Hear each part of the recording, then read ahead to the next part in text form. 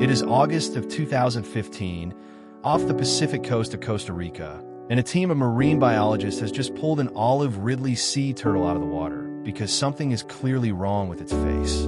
Blood is running from one nostril. The turtle is flinching, thrashing, clearly in pain.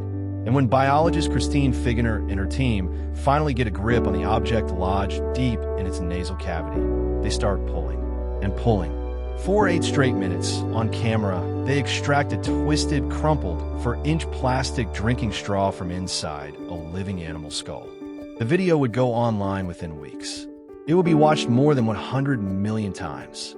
It would help trigger corporate bans, city ordinances, and an entire international movement against a piece of plastic so small most people threw away 3 of them a day without a second thought.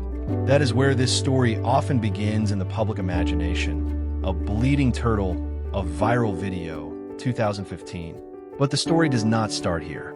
It starts 5,000 years earlier in the marshes of southern Mesopotamia.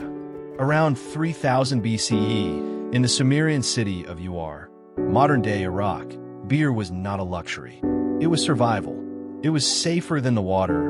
It was calorie-dense, and it was consumed by nearly everyone, from field laborers to kings, often as a daily ration. But Sumerian beer had a problem. It was unfiltered, brewed from barley bread, and the surface of a communal vat was covered in a thick layer of floating grain husks and fermentation debris. Drinking it directly meant drinking a mouthful of chaff. So the Sumerians did something remarkably practical. They built long hollow tubes, reed at first, later metal, and used them to sip from beneath the floating debris straight from the bottom of the shared vessel. In 1929, British archaeologist Leonard Woolley was excavating what he called the Great Death Pit at Ur, a mass burial site tied to Sumerian royal funerary rites, when his team uncovered a long tube crafted from gold and lapis lazuli, buried alongside the dead. It was not a scepter. It was not a ceremonial weapon. It was a drinking straw built for a king, so precious it was considered worth taking into the afterlife. Cylinder seals from the same era show groups of people gathered around a single large jar, each with their own long tube, dipped into the same vat, drinking together.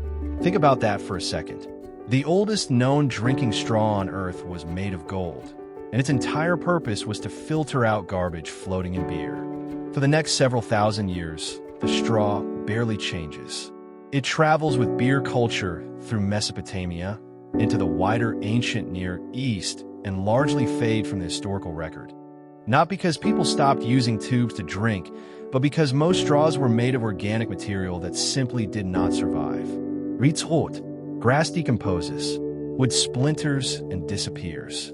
So the archaeological trail goes cold for millennia, and the straw becomes, quietly, one of the most used and least recorded objects in human history. The story resumes, in documented form, in the rural United States of the mid-1800s. Farmers and rural drinkers had rediscovered the obvious solution. Hollow stalks of ryegrass, dried and cut to length, used to sip lemonade, cider, and mint juleps on porches across the American South and Midwest. It worked. It was free. It was also, by most accounts, disgusting. Ryegrass straws disintegrated in liquid within minutes, leaving behind a grassy, vegetal aftertaste that lingered in the drink. And no, that is not something anyone made up for effect. Period accounts specifically complain about grass flavor ruining otherwise fine drinks. Which brings us to Washington, D.C. in 1888 and a man named Marvin Stone. Stone ran a factory that manufactured paper cigarette holders, and one afternoon, drinking a mint julep through a ryegrass straw that was rapidly falling apart in his glass, he had an idea. He took a strip of paper, wound it spirally around a pencil, glued the seam, and slid the pencil back out. He then coated the tube in paraffin wax to keep it from getting soggy. It worked. In 1888, Stone filed for a patent. It was formally granted in 1890, and Stone built a machine to mass-produce the things, founding the Stone Straw Corporation. This decision seemed small at the time. It was not. Stone had just taken an object that had existed casually and informally for 5,000 years and industrialized it, turning the straw from something you found in nature into something a factory produced on a schedule, in bulk for sale. By the early 1900s, paper straws were standard in American drugstores, soda fountains, and ice cream parlors. The straw had become a manufactured commodity. The next turning point belongs to a man named Joseph B. Friedman, and it starts, fittingly, with a child struggling to drink a milkshake. In the mid-1930s, Friedman was watching his young daughter, Judith, try to sip a milkshake through one of Stone's straight paper straws at a soda fountain in San Francisco. She was too short. The straw kept bending at the rim of the glass, folding shut, cutting off the flow. Friedman, an inventor by nature, went home and started experimenting. He took a straight paper straw, inserted a screw near one end, and wrapped dental floss tightly around the exposed threads, creating a ridged, accordion-like section that could bend at an angle without collapsing.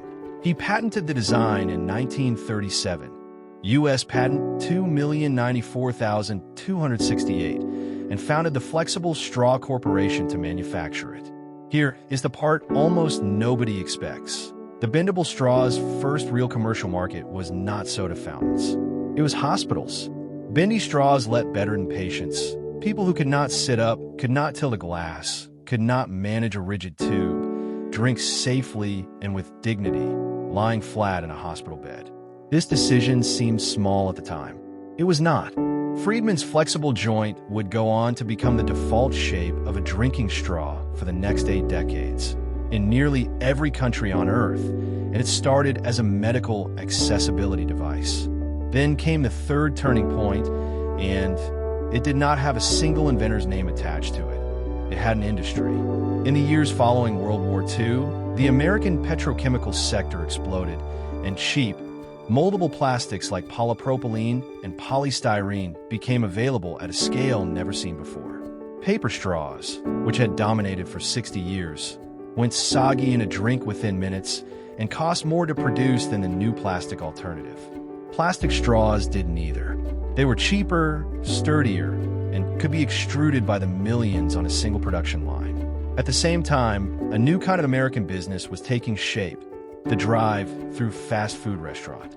McDonald's, founded in 1940 and reorganized into a franchise model through the 1950s, along with a wave of competitors, needed drinks that could be sealed, handed through a car window, and consumed one-handed on the road, without spilling, without a glass, without a waiter. The individually wrapped, cheap, disposable plastic straw was the perfect match for that business model. This decision, wrapping a straw in plastic film for sanitation and pairing it with a paper cup lid, seemed small at the time. It was not. It quietly wired the drinking straw into the entire architecture of American fast food, and from there, into global consumer culture. By the 1960s, plastic had almost completely replaced paper as the material of the straw. It was cheap, it was disposable, and nobody, at the time, was thinking about where it would go after use. Which brings us to the darker side of the story. By the early 2010s, plastic straws have become a flashpoint in the growing global conversation about ocean plastic pollution. Small, lightweight, difficult to recycle because of their size, and disproportionately likely to end up in waterways, on beaches, and inside marine animals, exactly as Christine Figener's turtle demonstrated in that 2015 video. A widely repeated statistic began circulating around this time, claiming that Americans used 500 million plastic straws every single day. That number came, originally, from an informal phone survey conducted in 2011 by a 9-year-old boy named Milo Kress as part of a personal environmental project. A figure that was never peer-reviewed, was later disputed by multiple journalists and researchers as almost certainly inflated, and yet found its way into National Park Service literature, television segments, and countless corporate press releases as established fact. Repeat that for a second. A shaky, uncorroborated estimate from a child's school project became the statistical backbone of a multi-billion-dollar corporate and legislative movement. That is not a criticism of the boy. It is a genuinely strange fact about how modern institutions build policy. In 2018, Seattle became the first major American city to ban plastic straws in restaurants. Starbucks announced it would phase out plastic straws globally by 2020. The European Union's Single-Use Plastics Directive banned plastic straws across member states, starting in 2021. And here is the uncomfortable footnote researchers kept pointing to throughout all of it. By most oceanoplastic waste studies, straws account for a genuinely tiny fraction, often cited around a few hundredths of 1%, of all plastic entering the ocean by weight, dwarfed enormously by discarded fishing gear and industrial packaging. The straw did not become the villain of ocean plastic because it was the biggest contributor. It became the villain because it was the most visible one. Small, personal, sitting in your own hand, easy to feel guilty about, easy to film coming out of a turtle's nose. The straw, in other words, became a symbol first and a statistic a distant second. And the scale of the modern straw industry, even accounting for disputed numbers, is genuinely staggering. Global straw production is estimated in the tens of billions of units annually. The plastics industry as a whole produces over 400 million metric tons of plastic every year. Straws included in that figure as a rounding error by weight, but a mountain by count. Fast food chains alone were, before the bans, distributing straws by the billions annually in the United States. Multiply that by every soda fountain, every hospital tray, every airplane beverage cart, every child's juice box on every continent, and you get an object so common it had become functionally invisible, used for seconds, discarded for centuries, made from material that does not meaningfully biodegrade within a single human lifetime. Which is what makes the straw's next chapter so unexpected. NASA astronauts on the International Space Station drink from sealed beverage pouches specifically because liquid does not pour in zero gravity.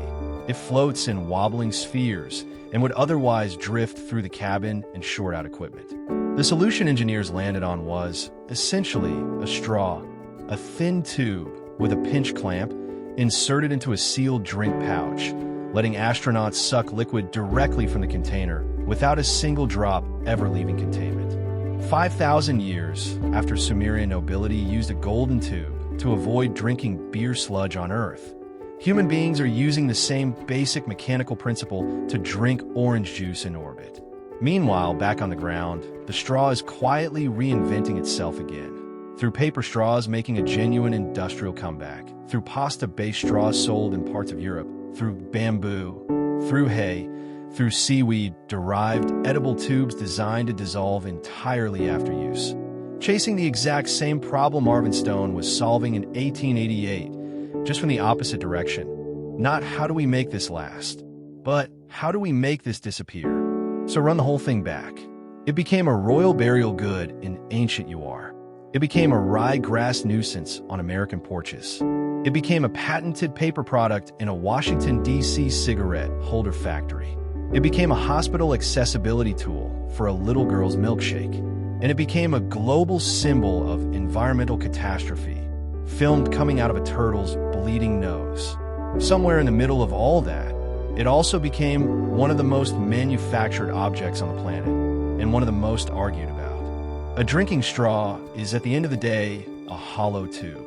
That is all it has ever been. Nobody sipping beer through a golden reed in the tombs of UR could possibly have imagined that their humble grain filter would one day get banned by the European Union. If you enjoyed this, hit subscribe and drop a comment telling us which part of the drinking straw's history surprised you the most. And make sure to like this video so more people can find it.